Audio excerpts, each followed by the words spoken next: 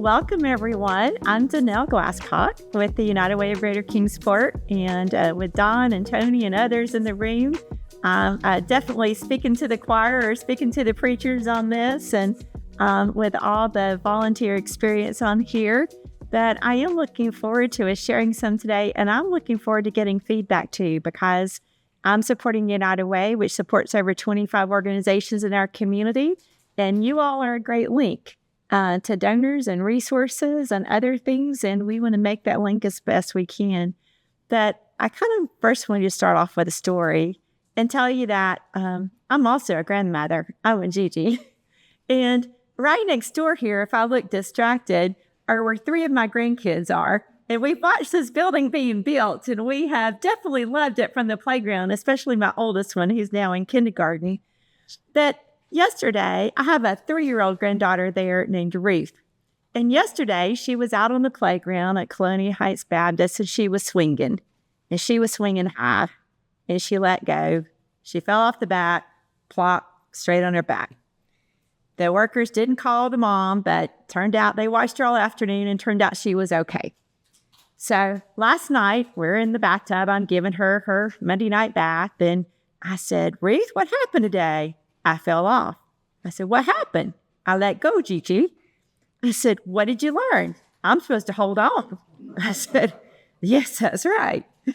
So I was thinking about that as I was coming here today, thinking about, as we talk about legacy giving, endowment giving, and how we support things that, you know, when we're young in life, we're taught, we better hold on and hold on tight. Don't you ever let go again, Ruth, you know, from that thing. But as we get older, we're taught to let go. And how are we going to let go of all that we've built our whole lives and let go and put it in a good place as we're letting go for the future? And so I thought that was just kind of my thought today as I was coming in to talk with you today on this. What we plan to talk about first day is just United Way in general, talk about the things that have changed, the things that are new, and really talking about when you do allow dollars to go into investment into United Way, what it does for our community. And I hope to answer those questions. Then I want to talk a little bit about our endowment at United Way and how we've really tried to beef it up the last few years. And then I want to ask for your input too. What could we be doing better? Like, how could we be doing this better to let people know about our endowment and what we do at United Way? And then we're going to turn it over and we're going to learn a lot more from the folks here about ways to give and way to help. But a lot of times as I'm doing presentations to group, I get asked, why United Way? Why do we need to help? And I'll say, you know, there's a big company nearby that a lot of folks have worked for, and they may never see the need in our community. They may drive to work and live in a nice community and never go through some of the areas of town that Don works in and others work in to see what the needs are in our community. So we do have, though, some numbers and data to talk about why United Way. And the word we call that is Alice. And we talk about Alice, we're not talking about the old show that we used to watch of the Brady Bunch and then Alice on there that was the housekeeper.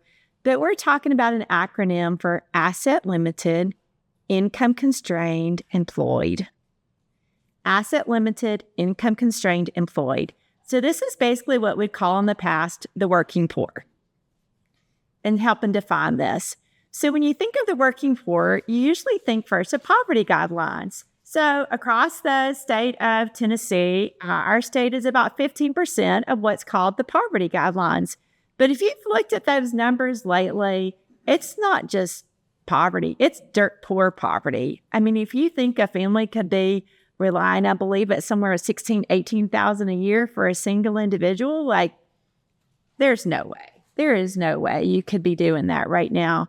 So the term ALICE stands for the working poor, and they put in all the numbers from this part of the state. We have this whole database. If you're a guru and you want to see all the numbers, you can see that at unitedforalice.org. United Ways have done this all over the country. But the bottom line up front is that for our community, over 45% of our community is struggling to make ends meet. 45%.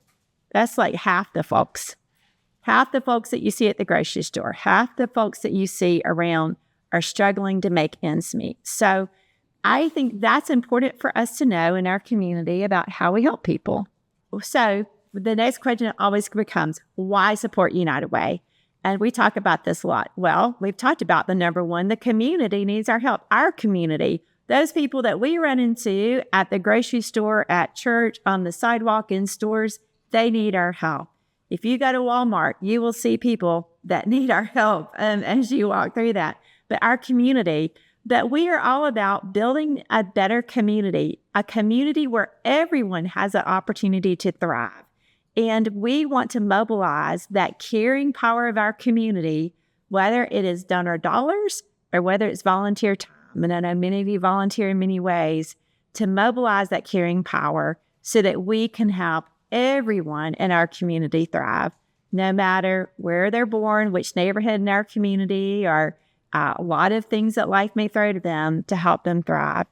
And we want to say, why United Way? Because we want you to have confidence that the money you invest in United Way will be used wisely. And we talk about investment here. I'm sure y'all talk here. That's the word you talk about a lot.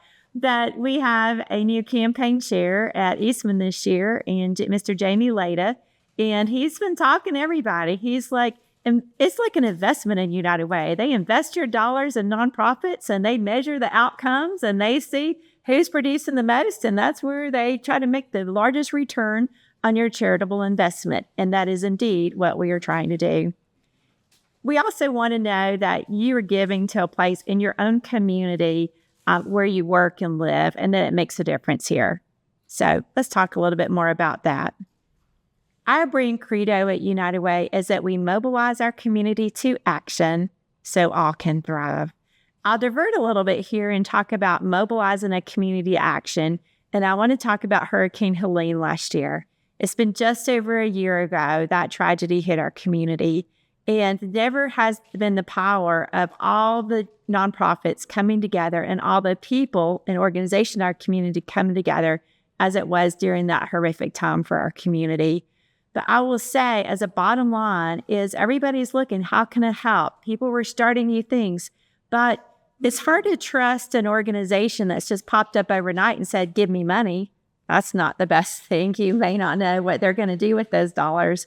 But coming with those trusted partners of United Way, among others, you know that those dollars are looked at by finance committees, by audits, by people, by investments, are all looked at in that. We were particularly proud last year that we already had a website set up for volunteerism across our region, and it's called volunteerunited.org, and we were able to pull everyone together on that one website. And so wherever people needed help, whether it was Johnson County or Unicoi County or down at the wonderful Bristol Motor Speedway that did just a tremendous job of logistical and all the donations that poured in, we were able to staff so many shifts at all these places. In fact, over 4,000 volunteers signed up almost overnight within a couple of weeks to help. And those 4,000 job people often did more than one shift too. They did multiple shifts of work. And it was organized. We didn't have to increase a lot of staff to do it. It was because of technology and technology working for us, and it was already set up. So it was a really powerful time of all our United Ways and all our community really coming together. So we talk about mobilizing to action. That is part of it. We have a mission, we have a vision. That brand credo kind of gets to it, but we are all about local health and human service needs. There's so many other great things going on in our community as well, but we're concentrating on local health and human service needs. So I know we were talking about with PetWorks a minute ago. Love PetWorks, what they do. That's not United Way dollars. We're trying to do our dollars around health and human service needs. We talked about Meals on Wheels. Yes, definitely Meals on Wheels. So we try to get back to what is this about health and human service needs? Because as we all know, scope can creep and it can become a lot of other things. So this is where we do. But that vision is where a community where everyone can thrive. You may have noticed it, but we have a new logo. So up here at the top is a slightly different new logo for us. Looks a lot like the old one, my husband would say. But anyway, just to let you know, a new logo. This is updated branding and messaging for us too, that our board just worked on this last year. So here we are. What is this? This is our Giving People Support, GPS for Life's Highway. And this is our way that we love to explain United Way in one picture. So in this picture, you will see a road. And on that road is the over 25 organizations, agencies that we support in our community. And yes, Boys and Girls Club is on there. So it's on there. Gets a lot of support. On the back of this document, if I had brought you a copy of, would be with my very biggest bifocals on, the fine print of every program, every agency, how much dollars they got last year, everything about them. And you can see this on our website too. We divided this into 4 quadrants. And this is what we've done from United Way. So the first quadrant, the blue quadrant, is youth opportunity. And youth opportunity are all those things that we feel so good about and love our youth and helping them to be successful, from Big Brothers, Big Sisters. And I know y'all had Stephen Peterson here talking, and oh my goodness, he is a great presenter. The Boys and Girls Club, Girls Incorporated, Boy Scouts, Girl Scouts, Small Miracles, and the Sullivan County Imagination Library. All these things that we feel really good about how we're helping our kids be successful. And all of these have great statistics and what they're doing for our community in there. So that's where you feel really good. And that's what we love to talk about. But there's tough problems in our community. If you read the Weekender paper on Sunday, you read about some of those tough problems about drug addiction and fentanyl. And there's going to be a whole year-long series this year from our Kingsport Times News partners about the problems. But drug addiction is a huge problem in our community, not when we want to say move to Kingsport over, but it's here. And through that, we have created several programs to help counteract the drug addiction and to reduce the stigma. And we've been doing that now for about 10 years. And so the things that you see on the billboards on here are the extra things that we've come up with. And so, don't know that I can make a point anymore, but their Avenue is our program that we started to talk about drug addiction and stigma reduction, and then the Kingsport Homeless Coalition. And Dawn is right here with us and runs our Grace House, if you don't know Dawn, and has started that. And there are so many groups we're trying to have come together because the homeless are increasing in our community. The problem is getting bigger, and how are we as a community going to help every individual that comes in? And so we are working together on that. But the next problem is of financial security really goes beyond probably a lot of the things y'all usually talk about in this room, but it's just really trying to help somebody pay their electric bill so the electricity doesn't get turned off. And so it's helping people to find the UESTA, the Upper East Tennessee Human Development Agency, and no, they can get $800 help a year on their electric bill down there if they go out and go down there and help. So a lot of people need that help, a lot of other help like that. And that's what one of our videos is about. We have some vignettes. If we do have time at the end, we've got 3 more stories that we can definitely tell you from people that have been helped right here as well. But we have a lot of groups that people basically have gotten off the road somewhere. And so we have groups that help them get back on the road. And then we get down into healthy community. And healthy community is some of the toughest things in our community. If you do not know, but domestic violence is rampant in our community, but we have a wonderful safe house that helps people. Children's Advocacy Center helps kids that have been sexually violated, and they do a wonderful job of just helping the kids just tell the story one time, getting the non-offending caregiver help for that community, helping that child recover with counseling from those terrific events so that they can live in productive lives and be thriving and not let that follow them. So really glad about some of those things, but those are the stories you want to hear about and you want to say, oh, wow. But I tell you, there are problems in our community, and some of your United Way dollars are going to help these kids and these families in these tough situations. But then we have other great things too. If we move on to community resiliency, we have some great programs from our American Red Cross and others that do help now that we are having an increase in natural disasters across the country. And United Way is now stepping in and trying to help more with those long-term recovery groups. If you've probably seen from our friends in Johnson City, they're leading a number of these long-term recovery groups in that area. So this is our big picture. The billboards on the picture are those extra things we're working on that we bring everyone together, that I've got some staff people that are all responsible for those. You saw them in the videos, but we've got a staff person working on homelessness. We've got a staff person working on reading and the Avenue, the youth drug addiction. We're trying to help the kids. We're working on the VITA program to help people with income tax assistance, because a lot of people lose a lot of money by not turning in their taxes and not getting back from Uncle Sam what they could be getting back. So we've got people that volunteer for that to help people get their taxes done. It's all free to the individuals. So that's where we are with United Way. A little bit of stuff. We're doing the things you've known us for years on that road, but we're also doing a lot of new things with the billboards. The billboards are those long-term lasting change things that we're bringing everyone together in our community to do. So if we talk about the Homeless Coalition there, we were always funding your American Red Cross, Salvation. We were always funding Salvation Army, as well as Hope Haven and Hope House and others. And we now have bringing those people together so they'll talk. Salvation Army used to be down the street from Hope Haven, and they never talked to each other. So we bring them together to lunch like this. We say, hey, you guys need to talk. This is going on. And now we've added Grace House to that mix of people working in this coalition and others. And it's just great for us to try to work collectively to figure out how to work on homelessness. It's a huge issue. There's not an easy answer. It's a lot of work, a lot of individuals, and appreciate everyone that's working in that space. So our campaign theme this year is United is the Way. That is something that's really been resonating with me, because I do think us all working together, just as you all in this room are working together, United is the way, and it's wonderful. And then we get to the money. So what's the campaign goal this year? $2.5 million in 2025. I thought that had a nice ring to it.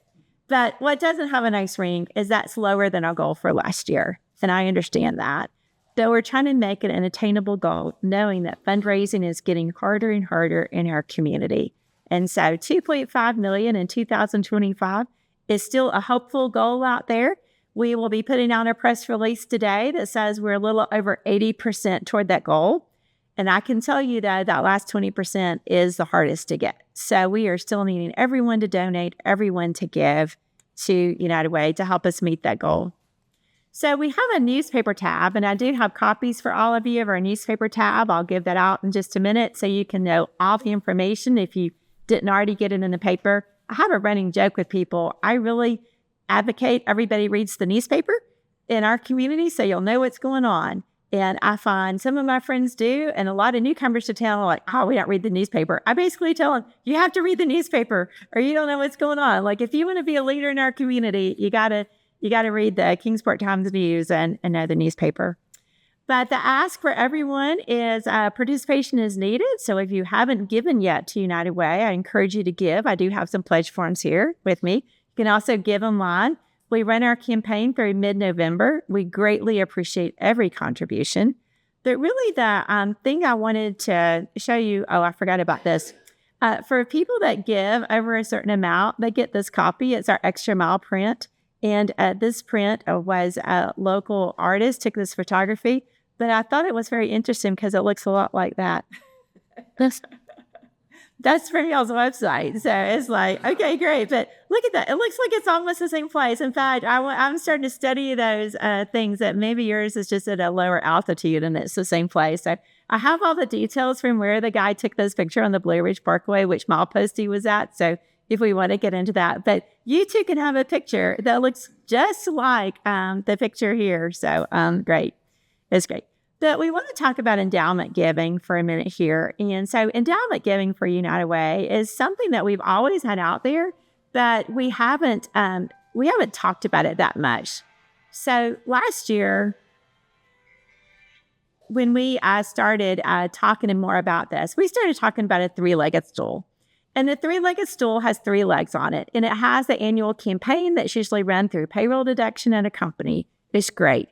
Most of y'all have given to that in the past over the years, and you know about that. Another one is grants. Grants sounds great. When Knoxville got $10 million, the Knoxville United Way $10 million from, one of these fancy people. And it seems like, oh, we should get grants. Well, since January, you really don't want to be in the grant world right now. It kind of goes in, gets dried up, and you're not quite sure. You can't rely on grants. You can do some things with grants, but some grants are hard. So we get back to endowment, and endowment becomes something that we're trying to grow at United Way. So we have a goal to grow our endowment, and with those endowment dollars, we are going to be supporting those billboards, those long-term lasting change in community conditions.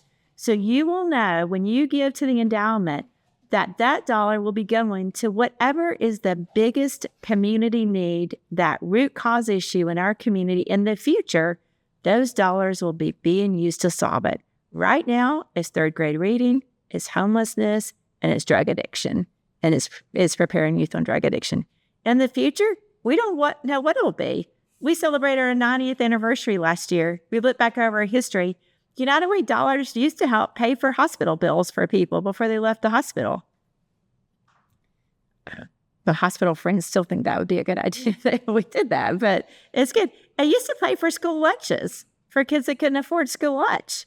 It would talk about how the community would come together and put all their tomatoes together and make the sauce and give out to families. Well, we're not buying cans anymore to can the tomato sauce to give to families at our food banks, but it's not a bad idea, but that's good. But we're talking about our endowment. So our endowment really is our legacy giving program, and it's so that people can create a personal legacy that just really sustains this community impact that's important well in the future. And we'll be learning more about that here. I look forward to learning more about that myself. But whether it's including us in your will or charitable trust or contributing to our endowment, that planned gift ensures that your values live on. And one of the reasons I got very interested in endowment is because I knew a lot of great people in our community, not just here, but in my home community in Alabama, that when they passed on, their money just kind of disappeared. It no longer went for the charitable causes that they were so much their values a part of. And I know Don's seen a lot of that. Tony's seen a lot of that, people that have done it right. And so, I want to encourage people to make those thoughts and think about doing it right. And whatever that is for you, that's a personal decision. And we'll be talking about that here too. But I'm just encouraging people to think about it because I want our organizations, not just United Way, but a lot of other organizations in our community to benefit from endowment programs and from giving out of people's future. At our United Way, we created this Legacy Giving Challenge last year for our 90th. And we tried to simplify the whole process, and y'all can tell me if we kind of got the words right or not, but we talk about now gifts. Those are money, cash that we get right now that goes into our endowment today. We're trying to reach it to be $500,000. We're getting really close. At that amount, our board has said we're start giving out basically $20,000 to $25,000 grants out of it each year. So that's kind of our first goal. But we also want those future gifts. And most of my board is more around 40, 50 years old, so they don't want to kick the can right now and us get an endowment gift out of planned giving for them. But I say we want to be a part of your endowment planning, and whether it's a life insurance or a trust or, property that you might have that you no longer need, think about that and all the tax good implications. It's a win-win. I'm always looking for win-wins, and we'll be hearing more about that today, how to do it. And then we turned into recognizing people for the amount of gifts that they get. And in fact, on Thursday night this week, we're going to be having a big dinner to thank those that have given to our endowment and also those that give major gifts to our group. So we've got some more information out there. Mr. Jim Harland is a big proponent of this. He's featured on that. We've got a giving form. We've got more information online. And that kind of covers the things I want to talk about.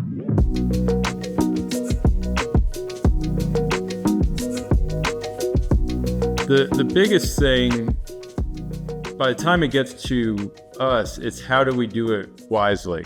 So normally someone has already made the decision to be charitable. They've been raised with that value, or something has happened that has drawn their heart. So it's amazing how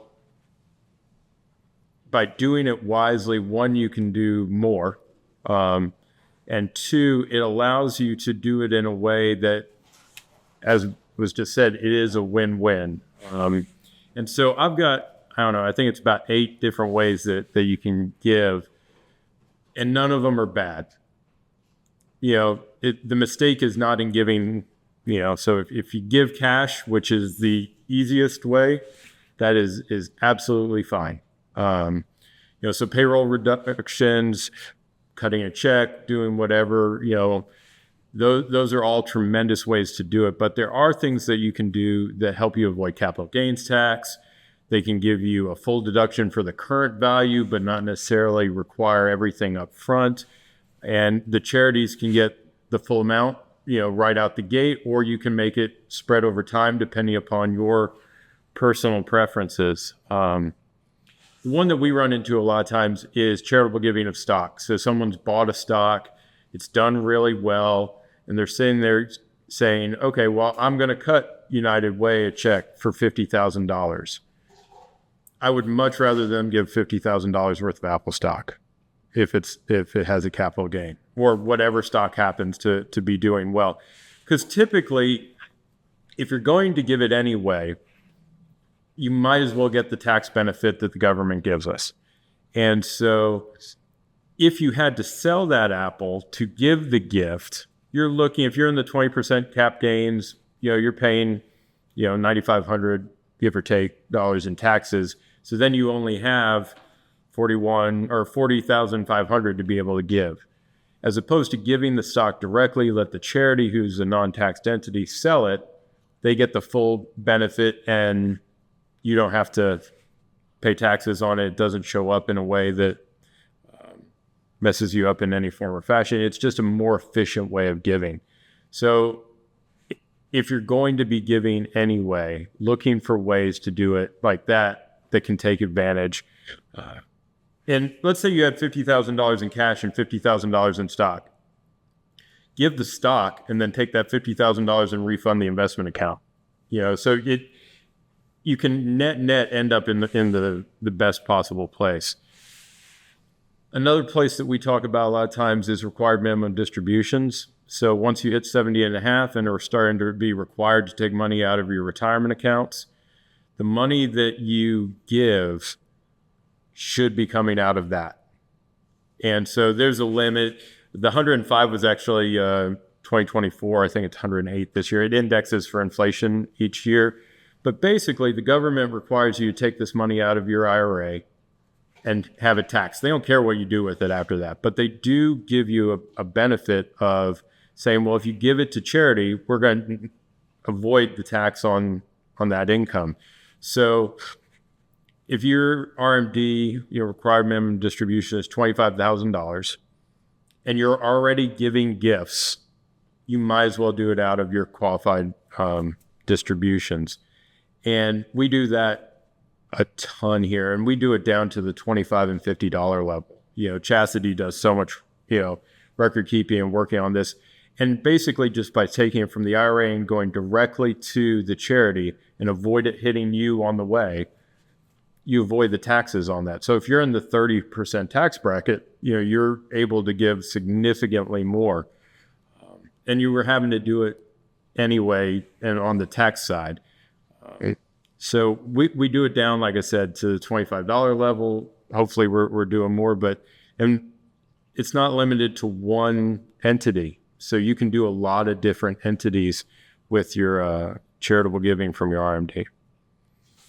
Giving through estate. So, Danelle was just talking about the endowment side of it. There's a lot of different ways that you can get money to a charity through your estate. You can just name them. A lot of times what we'll see is, and Robert could talk about this because he's a lawyer and he does all the fancy lawyer things, but having a remainder beneficiary in your will kind of solves some of those problems of, well, what happens if, my family's gone, or I'm the last one, or I don't know where to go. So whether it goes to United Way or Northeast State or any of the places that are charities, just having them as a remainder beneficiary is one way of doing it. You can do a specific bequest straight to them. You could say off the top, I want X amount to go, and then the rest is split by my family. There's tons of different ways that you can do that. You can name a charity as the beneficiary on your life insurance. So we've seen this happen a lot of times. So someone has like a whole life policy, and all of a sudden the person, let's say it was a spouse who predeceases, and they're like, we didn't have kids or my kids are fine, you can change that beneficiary to the charity and it finds a home there and supports the charity. Donor advised funds, I'm going to talk about a little bit in the future. Those are becoming a bigger and bigger thing. And so those can be established through Schwab or Fidelity or any of the number of places. And you can actually create a fund that helps kind of build a family legacy of giving. Charitable remainder trusts, this is basically you give a dollar amount up front to this charitable remainder trust. And during your lifetime, it pays you back income. And then when you pass away, whatever's left over goes to the charity. Now, that's a very simplified, there's tax things and who gets qualified for what and how that income is taxed. But basically, you're annuitizing your assets and the charity gets it at the end. And so you can get that full value of the charitable gift in that particular year. So, when we're looking at tax planning, it can be one of those things. And the hope would be that you're able to outgrow your distributions. So let's say, for ease of math, it's a $500,000 gift, which would be a tremendous gift. But it makes the math work easier. At a 5% distribution rate, you're looking at a $25,000 distribution back to you each year. You already had the 500,000, maybe you were taking that 25 anyway. The hope, though, is that it grows at 6, 7, 8%. So you've got guaranteed your income, and the charity gets an even larger gift down the road. So there's ways that you can do that. And it's as long as you cross the T's and dot the I's, it can be a tremendous way. The flip side of that is there's also something called a charitable lead trust. And so you don't see these near as often, but basically during your lifetime, you're contributing.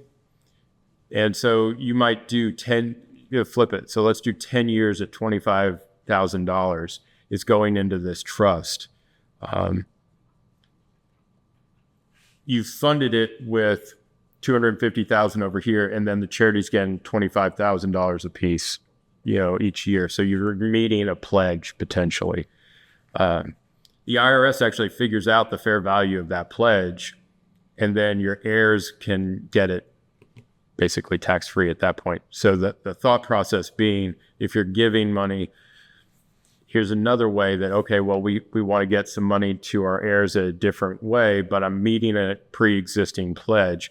So there's multiple kind of ways that you can use trusts and estate work for it. Private foundations, this one takes a little bit more work just on the front end, but once you get it set up, we've actually done this with a client. We didn't do the legal work on the foundation, but you can have a foundation that can employ your family. It can meet your charitable desires. So if one of those desires is to fund the United Way at a certain percentage per year, basically, once you go through the 501c3 process and you get all your ducks in a row and you have your foundation and you put your assets in, you get the value of that gift. And then as long as you're distributing 5% per year of your assets, you meet the rules. And there's, like I said, there's always more to it than the simple explanation. But I'll give you the example of how we just did this. So we had someone who had a rental property that had been fully depreciated, and they were going to be giving a gift anyway. So they actually used their foundation. So they gifted the rental property to the foundation. Foundation sells it tax-free. There's an appraisal, there's a fair market value, there's all that sort of stuff. And then the foundation can use that money to support the cause that they wanted to get to anyway. So in this case, they wanted to give a $50,000 gift to someone else. We just ran it through the foundation first on an asset that they wanted to sell anyway, and it met the need. So one of the things that people like about private foundations is you are in more control of the exact usage over time, which charities, which causes. It has a legacy factor. You can hire family members. There's a bunch of stuff that goes along with those things. And and it can grow and become, think about like the Bill Gates Foundation. It's a private foundation that does this work at a much larger scale than what we're talking about. Donor advised funds are a little bit different, and we're seeing more and more of these. So Schwab has, I think, what they call Schwab Charitable. And basically, you are advising the charitable organization of the donor advised fund. So you can create, if I wanted to, I could create the Raber Legacy Foundation Fund, and it would be established at Charles Schwab, and I give them X number of dollars. That X number of dollars is fully, claimable as a charitable contribution. And then you advise that fund on how they should distribute. So I might say, I would like X number of dollars to go to the United Way. They're not obligated to, but basically they do. Now they're under certain rules and regs that if a foundation no longer or an organization doesn't have their 501c3 validated, all these things, but you're advising them, and you can actually encourage your family members and friends and other places to contribute to that fund. And then you can actually even direct the investments to a certain extent. We can advise on those, and once you get over a certain dollar amount, you can actually still stay in certain types of securities. But most of the time, you're looking at model portfolios of an aggressive fund or a moderately aggressive or whatever it happens to be. But you can also, within those, choose investments that maybe align with your personal values. So sometimes people find that attractive. So it would not be uncommon for somebody who was potentially anti-pharmaceutical to rule out pharmaceuticals, or anti-oil and gas. You can do some of that type of stuff with donor advised funds, and you can have an advisor on it. And so in this case, let's say I was the advisor to my donor advised funds. I can name my successor. So it could be my son, or it could be my wife, or it could be a lot of different people. So it's another way to kind of maintain control. And the thought process being there's always going to be somebody within my family who knew my values who can help distribute this money, rather than just kind of leaving it to the whims of chance, down the road. So kind of putting all that together, because that's a lot. There's a lot of different ways to do it. Reducing income, so IRA giving, that's a big one. Avoiding capital gains, appreciated stock. Lifetime income, so if you want to have income during your life. Now, the thing with a charitable remainder trust, where you're creating lifetime income, you write the trust the way you want it to be written. So if it's for a husband and spouse, if it's for a single parent with 2 kids during their lifetimes, you can write it how you want. But in generally, there's some period of time then that, if I got hit by a bus tomorrow, then it all goes to the charity right out the gate. The front load giving, with the lead trust, like I said, we don't see that near as often, but it's becoming more and more. And the donor advised funds are ones that we haven't gotten into around here nearly as much as I would like, but it is becoming more and more talked about within the industry.